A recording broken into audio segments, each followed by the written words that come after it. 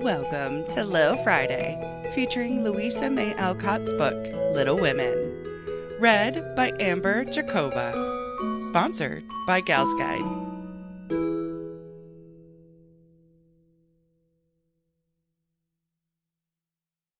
Chapter 18. Dark Days. Beth did have the fever, and was much sicker than anyone but Hannah and the doctor suspected. The girls knew nothing about illness, and Mr. Lawrence was not allowed to see her, so Hannah had everything all her own way, and busy Dr. Bangs did his best, but left a good deal to the excellent nurse. Meg stayed at home lest she should infect the Kings, and kept house, feeling very anxious and a little guilty when she wrote letters in which no mention was made of Beth's illness. She could not think it right to deceive her mother, but she had been bidden to mind Hannah, and Hannah wouldn't hear of Mrs. March's being told, and worried just for such a trifle. Jo devoted herself to Beth day and night, not a hard task, for Beth was very patient, and bore her pain uncomplainingly as long as she could control herself. But there came a time when during the fever fits she began to talk in a hoarse, broken voice, to play on the coverlet as if on her beloved little piano, and try to sing with a throat so swollen that there was no music left, a time when she did not know the familiar faces round her, but addressed them by wrong names, and called imploringly for her mother. Then Jo grew frightened, Meg begged to be allowed to write the truth, and even Hannah said she would think of it, though there was no danger yet. A letter from Washington added to their trouble, for Mr. March had had a relapse, and could not think of coming home for a long while. How dark the days seemed now, how sad and lonely the house, and how heavy were the hearts of the sisters as they worked and waited, while the shadow of death hovered over the once happy home. Then it was that Margaret, sitting alone with tears dropping often on her work, felt how rich she had been in things more precious than any luxuries money could buy, in love, protection, peace, and health, the real blessings of life. Then it was that Jo, living in the darkened room, with that suffering little sister always before her eyes, and that pathetic voice sounding in her ears, learned to see the beauty and the sweetness of Beth's nature, to feel how deep and tender a place she filled in all hearts, and to acknowledge the worth of Beth's unselfish ambition, to live for others, and make home happy by the exercise of those simple virtues which all may possess, and which all should love and value more than talent, wealth, or beauty. And Amy, in her exile, longed eagerly to be at home, that she might work for Beth, feeling now that no service would be hard or irksome, and remembering, with regretful grief, how many neglected tasks those willing hands had done for her. Laurie haunted the house like a restless ghost, and Mr. Lawrence locked the grand piano, because he could not bear to be reminded of the young neighbor who used to make the twilight pleasant for him. Everyone missed Beth. The milkman, baker, grocer, and butcher inquired how she did. Poor Mrs. Hummel came to beg pardon for her thoughtlessness, and to get a shroud from Minna. The neighbors sent all sorts of comforts and good wishes, and even those who knew her best were surprised to find how many friends shy little Beth had made. Meanwhile, she lay on her bed with old Joanna at her side, for even in her wanderings she did not forget her forlorn protégé. She longed for her cats, but would not have them brought, lest they should get sick, and, in her quiet hours, she was full of anxiety about Jo. She sent loving messages to Amy, bade them tell her mother that she would write soon, and often begged for pencil and paper to try to say a word, that father might not think she had neglected him. But soon even these intervals of consciousness ended, and she lay hour after hour, tossing to and fro, with incoherent words on her lips, or sank into a heavy sleep which brought her no refreshment. Dr. Bangs came twice a day. Hannah sat up at night. Meg kept a telegram in her desk all ready to send off at any minute, and Jo never stirred from Beth's side. The 1st of December was a wintry day indeed to them, for a bitter wind blew, snow fell fast, and the year seemed getting ready for its death. When Dr. Bangs came that morning, he looked long at Beth, held the hot hand in both his own a minute, and laid it gently down, saying in a low tone to Hannah, "If Mrs. March can leave her husband, she'd better be sent for." Hannah nodded without speaking, for her lips twitched nervously. Meg dropped down into a chair as the strength seemed to go out of her limbs at the sound of those words, and Jo, after standing with a pale face for a minute, ran to the parlor, snatched up the telegram, and, throwing on her things, rushed out into the storm. She was soon back, and while noiselessly taking off her cloak, Laurie came in with a letter saying that Mr. March was mending again. Jo read it thankfully, but the heavy weight did not seem lifted off her heart, and her face was so full of misery that Laurie asked quickly, "What is it? Is Beth worse?" "I've sent for Mother," said Jo, tugging at her rubber boots with a tragical expression. "Good for you, Jo. Did you do it on your own responsibility?" asked Laurie, as he seated her in the hall chair and took off the rebellious boots, seeing how her hands shook. "No, the doctor told us to." "Oh, Jo, it's not so bad as that," cried Laurie, with a startled face. "Yes, it is. She doesn't know us. She doesn't even talk about the flocks of green doves, as she calls the vine leaves on the wall. She doesn't look like my Beth. And there's nobody to help us bear it. Mother and Father both gone, and God seems so very far away I can't find him." As the tears streamed fast down poor Jo's cheeks, she stretched out her hand in a helpless sort of way, as if groping in the dark, and Laurie took it in his, whispering, as well as he could, with a lump in his throat, "I'm here. Hold on to me, Jo dear."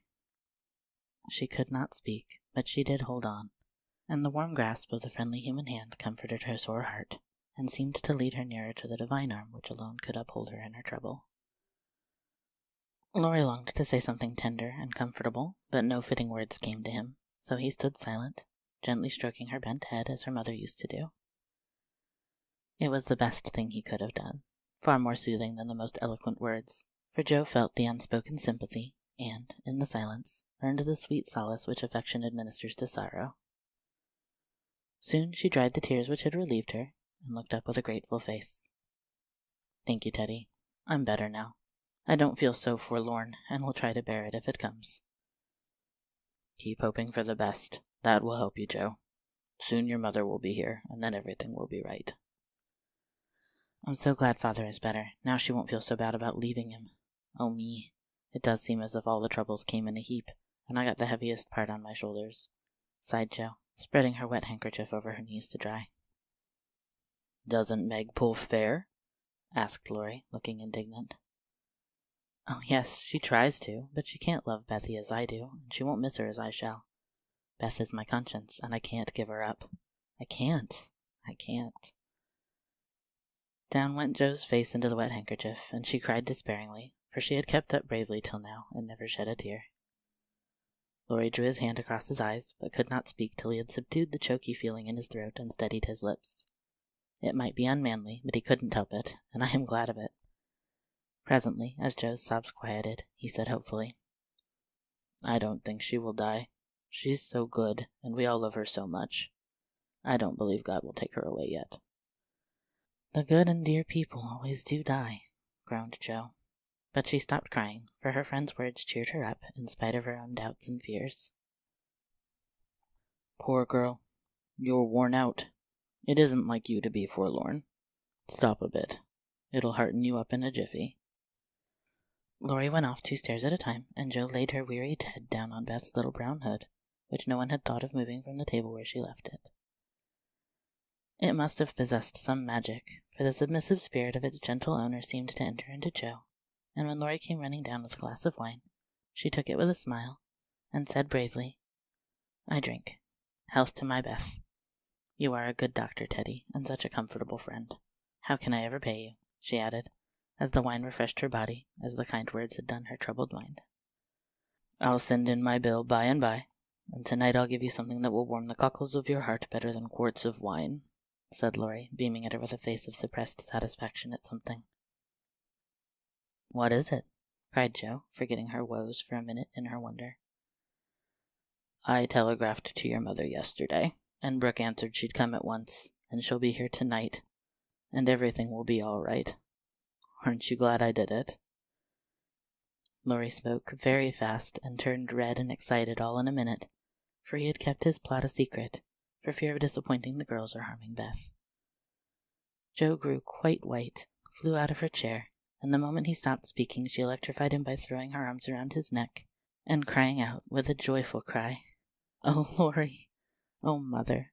I am so glad!" She did not weep again, but laughed hysterically, and trembled and clung to her friend as if she was a little bewildered by the sudden news. Laurie, though decidedly amazed, behaved with great presence of mind. He patted her back soothingly, and, finding that she was recovering, followed it up by a bashful kiss or two, which brought Joe round at once. Holding on to the banisters, she put him gently away, saying breathlessly, "Oh, don't. I didn't mean to. It was dreadful of me, but you were such a dear to go and do it in spite of Hannah that I couldn't help flying at you. Tell me all about it, and don't give me wine again. It makes me act so." "I don't mind," laughed Laurie, as he settled his tie. "Why, you see I got fidgety, and so did Grandpa. We thought Hannah was overdoing the authority business, and your mother ought to know. She'd never forgive us if if anything happened, you know. So I got Grandpa to say it was high time we did something, and off I pelted to the office yesterday, for the doctor looked sober, and Hannah most took my head off when I proposed the telegram. I never can bear to be lorded over, so that settled my mind, and I did it. Your mother will come, I know, and the late train is in at 2 a.m. I shall go for her, and you've only got to bottle up your rapture and keep Beth quiet till that blessed lady gets here." "Laurie, you're an angel. How shall I ever thank you?" "Fly at me again. I rather like it," said Laurie, looking mischievous, a thing he had not done for a fortnight. "No, thank you. I'll do it by proxy when your grandpa comes. Don't tease, but go home and rest, for you'll be up half the night. Bless you, Teddy, bless you." Joe had backed into a corner, and as she finished her speech, she vanished precipitately into the kitchen, where she sat down upon a dresser and told the assembled cats that she was happy, oh so happy, while Laurie departed, feeling that he had made rather a neat thing of it. "That's the interferingest chap I ever see, but I forgive him, and I do hope Mrs. March is coming on right away," said Hannah, with an air of relief when Joe told the good news. Meg had a quiet rapture, and then brooded over the letter, while Joe set the sick room in order, and Hannah knocked up a couple of pies in case of company unexpected. A breath of fresh air seemed to blow through the house, and something better than sunshine brightened the quiet rooms. Everything appeared to feel the hopeful change. Beth's bird began to chirp again, and a half-blown rose was discovered on Amy's bush in the window. The fire seemed to burn with unusual cheeriness, and every time the girls met, their pale faces broke into smiles as they hugged one another, whispering encouragingly, "Mother's coming, dear. Mother's coming." Everyone rejoiced but Beth. She lay in that heavy stupor, alike unconscious of hope and joy, doubt and danger. It was a piteous sight, the once rosy face so changed and vacant, the once busy hands so weak and wasted, the once smiling lips quite dumb, and the once pretty, well-kept hair, scattered rough and tangled on the pillow. All day she lay so, only rousing now and then to mutter "water," with lips so parched they could hardly shape the word. All day Joe and Meg hovered over her, watching, waiting, hoping, and trusting in God and Mother. And all day the snow fell, the bitter wind raged, and the hours dragged slowly by. But night came at last, and every time the clock struck, the sisters, still sitting on either side of the bed, looked at each other with brightening eyes, for each hour brought help nearer. The doctor had been in to say that some change, for better or worse, would probably take place about midnight, at which time he would return. Hannah, quite worn out, lay down on the sofa at the bed's foot and fell fast asleep. Mr. Lawrence marched to and fro in the parlor, feeling that he would rather face a rebel battery than Mrs. March's anxious countenance as she entered. Laurie lay on the rug, pretending to rest, but staring into the fire with a thoughtful look which made his black eyes beautifully soft and clear. The girls never forgot that night, for no sleep came to them as they kept their watch, with that dreadful sense of powerlessness which comes to us in hours like those. "If God spares Beth, I never will complain again," whispered Meg earnestly. "If God spares Beth, I'll try to love and serve him all my life," answered Joe with equal fervor. "I wish I had no heart, it aches so," sighed Meg after a pause. "If life is often as hard as this, I don't see how we ever shall get through it," added her sister despondently. Here the clock struck 12, and both forgot themselves in watching Beth, for they fancied a change passed over her wan face. The house was still as death, and nothing but the wailing of the wind broke the deep hush. Weary Hannah slept on, and no one but the sisters saw the pale shadow which seemed to fall upon the little bed. An hour went by, and nothing happened except Laurie's quiet departure for the station. Another hour, still no one came, and anxious fears of delay in the storm, or accidents by the way, or, worst of all, a great grief at Washington, haunted the poor girls. It was past 2 when Jo, who stood at the window thinking how dreary the world looked in its winding sheet of snow, heard a movement by the bed, and turning quickly, saw Meg kneeling before their mother's easy-chair with her face hidden. A dreadful fear passed coldly over Jo, as she thought, Beth is dead, and Meg is afraid to tell me. She was back at her post in an instant, and to her excited eyes a great change seemed to have taken place.